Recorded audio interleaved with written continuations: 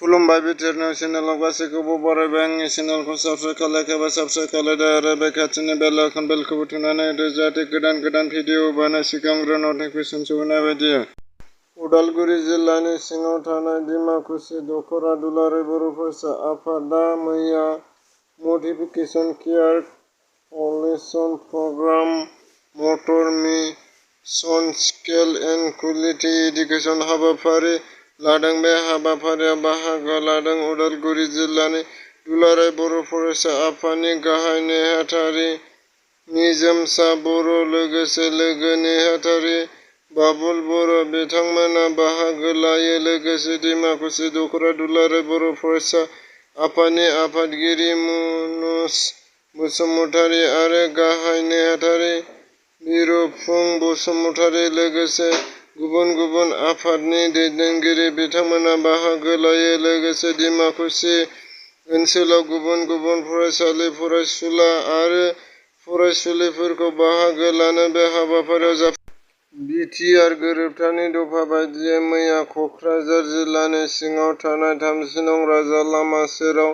थानाय फट'गावन सिआरपिएफ कम्पाउन्डआव लाइमोनफोरनि थाखाय पेपारमिलिटारि नि मुं लाखिदों। मिनिस्ट्रि अफ हम अफेयार्स नि बिथोन बायदियै प्रि-रिक्रुटमेन्ट ट्रेनिं रेलि। बेनि सायाव फट'ग्राफ सिआरपिएफ कम्पाउन्ड नि अर्डिनेन्स हलआव माबोरै सिआरपिएफ साख्रि मोनगोन बेनि सायाव सानसेनि थाखाय लाइमोनफोरखौ फोरोंथाय होनाय जायो। बे सिआरपिएफ कम्पाउन्डेन्ट गुलाब सिंह खौरांगिरिफोरनि सिगाङाव माखासे बाथ्रा फोरमायनानै होयो। बिथाङा उदालगुरि जिल्लानि सिङाव थानाय डिमाकुसि दख'रा दुलाराय बर' फरायसा आफादा मैया मडिफिकेसन केयार कलेक्शन प्रग्राम मटर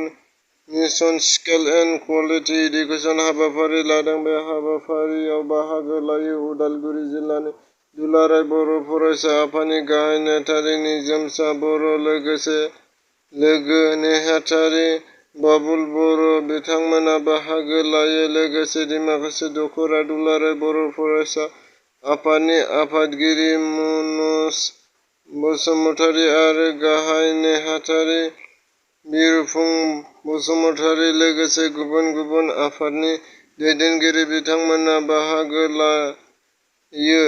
लोगोसे डिमाकुसि ओनसोलाव गुबुन गुबुन फरायसालिनि फरायसुला आरो फरायसुलि बाहागो लानानै बे हाबाफारिखौ जाफुंसार खालामो।